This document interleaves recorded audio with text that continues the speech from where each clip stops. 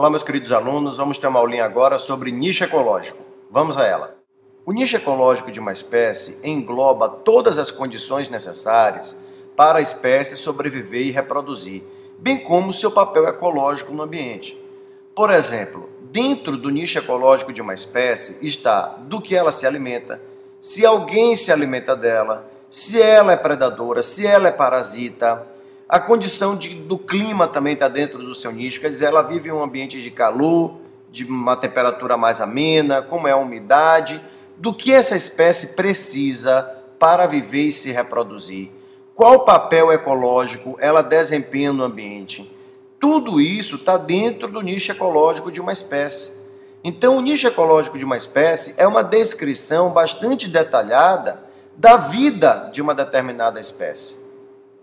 Nós podemos, esquematicamente, representar o nicho ecológico de uma espécie por meio de círculos, quadrados ou gráficos. Observe essa imagem.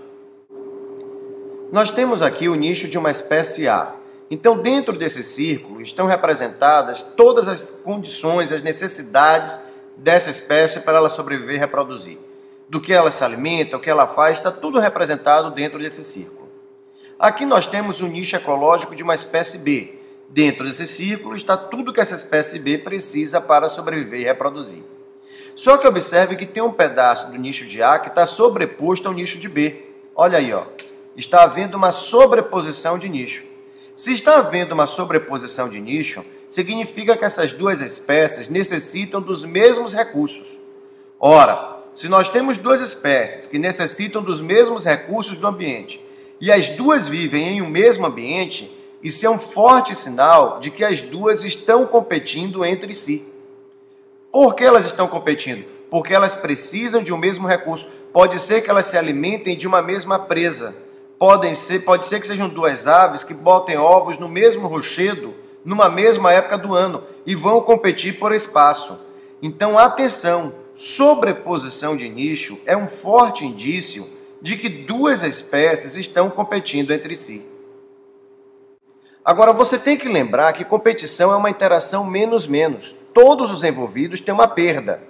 Por exemplo, duas espécies estão competindo por um alimento. Uma delas consegue ficar com o alimento. Aí você pode pensar, então ela só ganhou. Não, ela não só ganhou, houve um prejuízo. Porque no que ela teve que competir, já houve um desgaste. Eu sempre digo isso para os alunos que estão se preparando para o vestibular. Digamos, um determinado aluno passa no vestibular. Ele passou, mas já houve um desgaste. Ele teve que passar muitas horas estudando, não se divertiu como gostaria, não pôde sair como gostaria, então já houve um prejuízo estabelecido. Então a competição sempre leva a um desgaste. Agora então, observe essa imagem. Nós temos aqui o nicho da espécie C e o nicho da espécie D. Mais uma vez está havendo uma sobreposição de nichos. Só que dessa vez a sobreposição está grande demais. Se a sobreposição é muito grande e as duas espécies vivem no mesmo ambiente, então elas devem estar competindo intensamente entre si. Acontece que, se a competição é muito intensa, uma delas não vai resistir e vai ter que se retirar do ambiente. Isso é chamado de princípio da exclusão competitiva. Ora, o que é o princípio da exclusão competitiva? Ele nos informa que, se duas espécies sobrepõem demais o nicho, elas competirão intensamente entre si, uma delas não resistirá e será excluída do ambiente. Tudo bem, mas vamos agora dar uma olhada em como isso é cobrado no vestibular. Observe o enunciado dessa questão. Os tubarões originaram-se na Terra há cerca de 350 milhões de anos, como pequenos peixes de corpo rígido. Atualmente estão identificados em cerca de 350 espécies. Vistos à distância, essas espécies não parecem diferir muito uma da outra, a não ser pelo tamanho. De perto, mostram grandes variações, principalmente na morfologia externa. Ora, o que esse enunciado tem de interessante? O que essa questão quer saber é como é possível coexistirem no planeta 350 espécies de tubarão. 350 espécies de tubarão estão vivas no planeta nesse momento. Como isso é possível? Olha a resposta. A resposta foi simplesmente a ocupação de novos nichos ecológicos disponíveis. Qual é o sentido dessa alternativa? O sentido é que é possível haver 350 espécies de tubarão porque elas não estão ocupando o mesmo nicho ecológico e o mesmo ambiente. Se todas as 350 espécies de tubarão ocupassem o mesmo nicho e o mesmo ambiente, elas cairiam no princípio da exclusão competitiva e seria impossível a coexistência entre elas.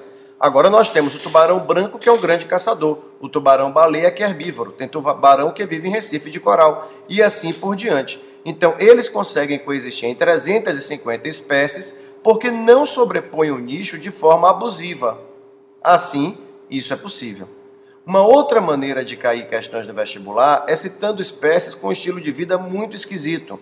Ouvi uma questão de vestibular uma vez citando um verme marinho que vive em grandes profundidades, em fontes de águas termais, a mais de 100 graus, se alimentando de bactérias que liberavam enxofre, uma confusão. Queria saber qual era a vantagem desse estilo de vida para essa espécie. Ora, ela tem um nicho ecológico tão restrito, um nicho ecológico tão estranho de todos os outros, que com isso ela evita a competição interespecífica. Essa é a lógica desse assunto, que é um assunto simples, mas tem implicações bem interessantes. Pessoal, foi um prazer, espero que vocês tenham entendido o nicho ecológico. Até mais.